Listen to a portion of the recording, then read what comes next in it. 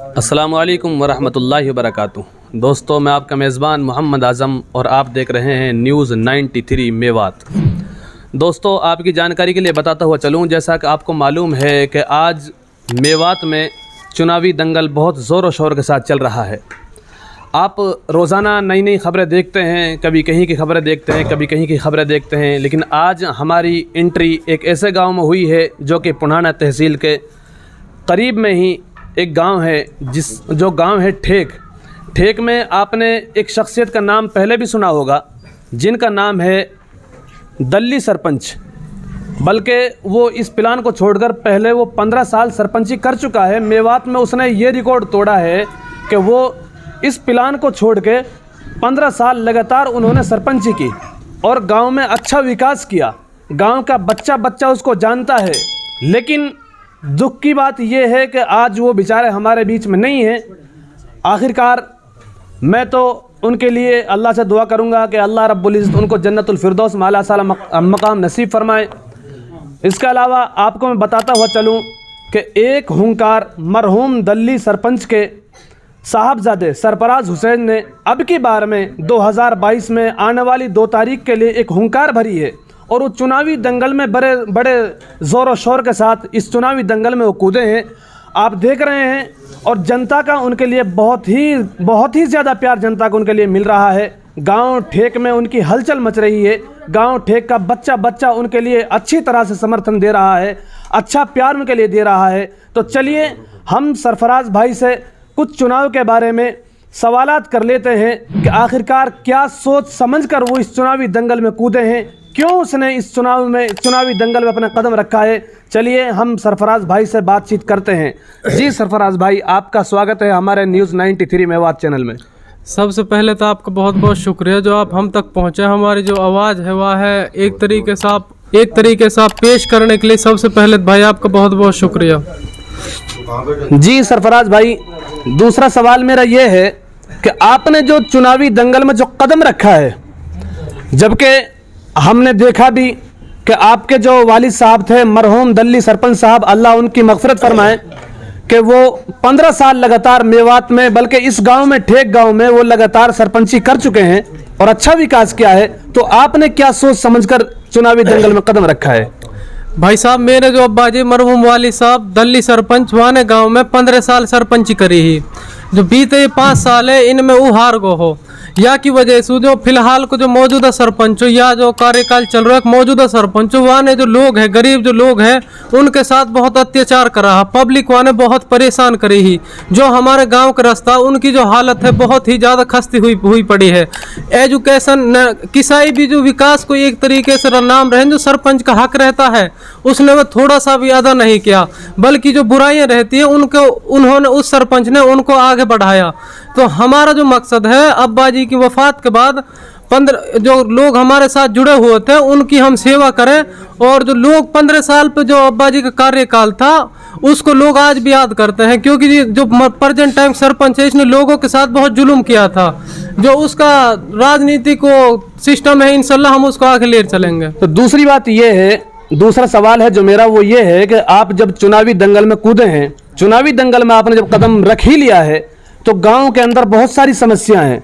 हम अभी रास्ते में से आए तो रास्ते में यहाँ कीचड़ थी, आपके पहले मोड़ पर कीचड़ थी और काफ़ी ज़्यादा हमारी बाइक भी यहाँ रिपटी। लेकिन इसके अलावा दूसरा, गांव में अनपढ़ता बहुत ज़्यादा है कि बच्चों की जो ज़िंदगी बगैर पढ़ाई के ख़राब हो रही है।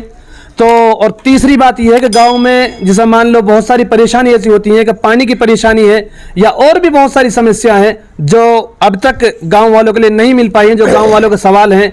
तो क्या आप, अगर अल्लाह ने आपको कामयाब किया तो क्या आप इनको पूरा करेंगे? देखो, एक तो इंशाल्लाह जो हमें पूरी उम्मीद है इस बार सरपंच चुनाव इंशाल्लाह हमारी जीत होगी, क्योंकि हमारे साथ पिछले जो 35 साल से विपक्षी थे इंशाल्लाह हमारे साथ नए साथी जुड़े हैं। सद्दीक भाई है जैसे, ये पिछले 25-30 साल से जो अपोजिट सरपंच उसके साथ से, लेकिन जो हमारी भलाई है उसको देखकर इंशाल्लाह हमारे साथ जुड़े हैं। इनकी जो उम्मीदें हैं उन पर हम खरा उतरेंगे। रही दूसरी बात विकास की, अगर अल्लाह ने मौका दिया, देखो जो हमारा परिवार वो एजुकेटेड परिवार है, हमारी जो फैमिली है पूरी एजुकेटेड फैमिली, में खुद भी एक लॉ का स्टूडेंट हूँ, इंशाल्लाह हर चीज़ को बेहतर तरीके से जानता हूँ। अगर अल्लाह ने इज्जत दिया, जैसे एजुकेशन उसको इंशाल्लाह बहुत बढ़ाने की कोशिश करेंगे, क्योंकि बच्चे को शुरुआती एजुकेशन ना मिलने के कारण वो एक तरह से भटक जाता है रास्ते से, और फिर उसको होश आता है 20-22 साल की उम्र में, जब उसके पास कोई चारा रहता नहीं। इंशाल्लाह हम शुरुआती लेवल को एजुकेशन को लेकर चलेंगे, और जो हमारा गाँव है ये मिडिल 8वीं तक है, इंशाल्लाह अल्लाह ने इज्जत दी थी से 10वीं तक कराएंगे और एजुकेशन पर ध्यान देंगे। दूसरी बात, जो नालियाँ हैं उनकी जो हालत है वो बहुत खस्ती है। इंशाल्लाह विकास को इंशाल्लाह हमने रणनीति बना रखी है, अगर खुदा ने मौका दिया तो इंशाल्लाह कोई दोबारा इन 5 सालों में किसी भी चीज़ का मौका नहीं देंगे भाई इन्होंने ये विकास नहीं कराया। चलिए हम सरफराज भाई के बारे में और लोगों से भी बातचीत करते हैं कि क्या उनकी रणनीति है, सरफराज भाई के वो कितना साथ हैं और किस तरह से वो सपोर्ट कर रहे हैं सरफराज भाई को। क्या नाम है आपका? रामलाल है जी। अच्छा रामलाल जी, आप किसको इस प्लान में 2022 में आने वाली 2 तारीख को किसका बटन दबाएंगे, किसको सपोर्ट कर रहे हैं? हम खिजूर वाला बटन दबाएंगे और सरफराज को सरपंच बनाएंगे। ये बहुत बहुत विकास करेगा और बहुत बहुत। खिजूर वाला बटन दबाने की आपकी क्या वजह है? वजह ये है जी, उससे हम बहुत परेशान रहते हैं, इसी से हम सहयोग मिलेगा जी सरपंच से ही। अच्छा, आपको पक्की उम्मीद है इस सरपंच से हमको सहयोग मिल जाएगा? उम्मीद है जी, ये सहयोग करेगा और विकास को आगे बढ़ाएगा, और ऐसी कोई बात नहीं, हम इसको ही कामयाब। चलिए हम एक बुजुर्ग से और आपकी मुलाकात कराते हैं जी।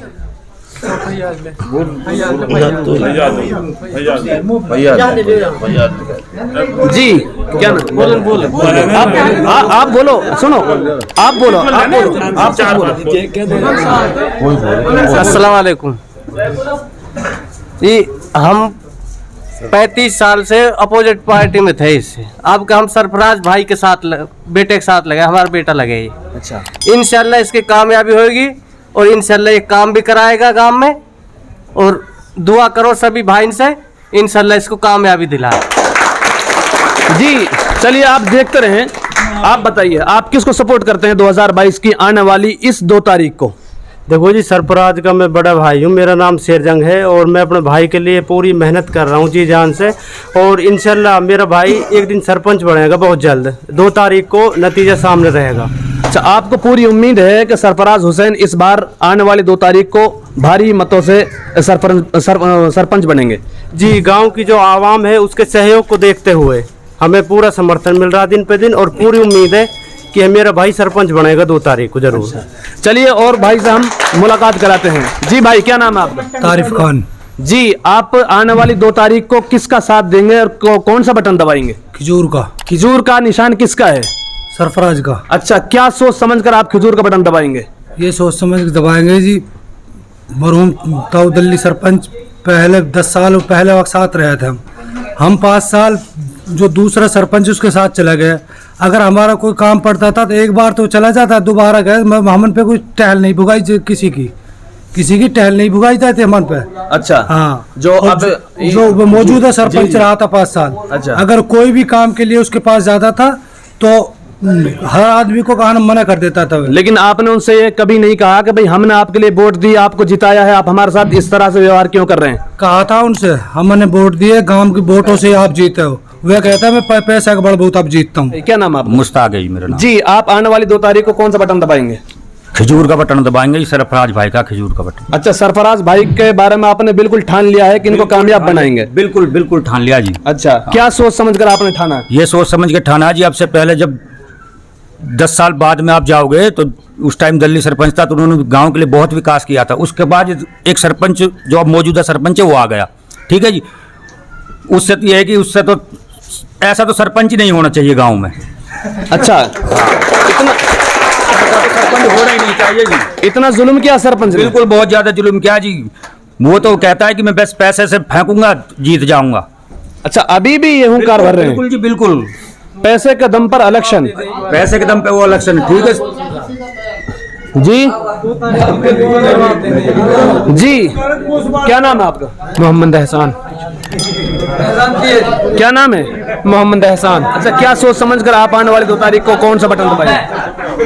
हमारे भाई ये खजूर बटन दबाएंगे। अच्छा, खजूर का बटन। आप क्या सोच समझकर खजूर का बटन दबाएंगे?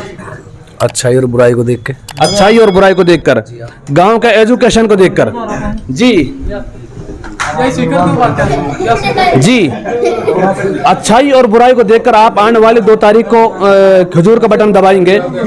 गांव में जो अब मौजूदा सरपंच है जिसके बारे में आपको बता दिया गया, आपने सुना भी है कि सब बता रहे हैं कि सरपंच के जुल्म सितम को देखकर कितनी गांव की जनता परेशान है। तो कहीं ऐसा ना हो कि ये सरपंच भी जीतकर अपने घर में बैठ जाए। आपको उम्मीद है कि इस तरह से नहीं कर पाएंगे? हाँ बिल्कुल, पक्की उम्मीद है। लेकिन गांव में देखा हमने कि इस तरह से रास्ते बहुत ज्यादा खराब हैं। आपका तो ये गांव है, आप इसी गांव के रहने वाले हैं ना, आपका ये गांव है, तो आपको ये भी उम्मीद है कि सरपंच सरफराज भाई पूरा विकास कराएंगे? हाँ बिल्कुल कराएंगे। और 7 साल हो गए, 7 साल में उसने मतलब गांव में तो कोई विकास नहीं कराया। अच्छा, ठीक है, खुद का ही विकास कराया उसने, गांव का भी विकास नहीं कराया। और जो हमारे गांव के मतलब 3rd क्लास मतलब गरीब मिडिल क्लास के जो परिवार हैं उनका तो बिल्कुल भी साथ नहीं दिया उन्होंने। मौजूदा सरपंच का यह हाल है, खुद का विकास और गांव का विनाश। खुद का विकास, गांव का विनाश, ये मौजूदा सरपंच का हाल है। आप देख रहे हैं भाई, मैं गांव की जनता से ये अपील करूंगा कि ऐसे हर पूरी मेवात की जनता से मैं ये अपील करूंगा कि कोई भी आप चुने, कोई भी नेता चुने, नेक चुने, अच्छा चुने, ईमानदार चुने। और वो ये साबित कर रही है गांव ठेक की जनता। उसका नाम करप्ट जो सरपंच है, जो मेवात में जिन सरपंचों ने करप्शन किया था उस लिस्ट में उसका नाम है। अच्छा, अकबर ठेक। अच्छा अच्छा अच्छा अच्छा अच्छा, आपके पास सबूत भी है? पेपर की न्यूज है, उस जो पेपर की न्यूज है उसमें उसका नाम है। पेपर की न्यूज में? जी हाँ, अच्छा, बिल्कुल। मतलब आप देख रहे हैं और गांव की जनता सरपंच के जुल्म सितम से परेशान है। लेकिन मैं कहूंगा गांव की जनता से कि वो भारी मतों से, अगर इस तरह से वो सरपंच के जुल्म सितम से परेशान है तो वो अच्छी तरह से सरफराज भाई का साथ दें और सरफराज भाई को इस बार 2022 में आने वाली 2 तारीख को कामयाब बनाएं। जी भाई, उसका जो बिहेवियर है वो हर बंदे को, जो गरीब परिवार है उनको डराता है, उनको धमकाता है, गुंडागर्दी उनको दिखाता है, गुंडागर्दी। और हर तरीके से किसी को बोलता है पंखे से लटका के तुझे पीटूंगा, किसी को बोलता है तुझे कमरे में बंद करके पीटूंगा, किसी को गालियां देता है। उसका भाई एक एडवोकेट है, अशरफ एडवोकेट। मतलब गांव में गुंडाराज? बिल्कुल गुंडाराज। हाँ जी, अच्छा, बिल्कुल गुंडाराज चला रखा है उन्होंने, किसी को पीट देते हैं।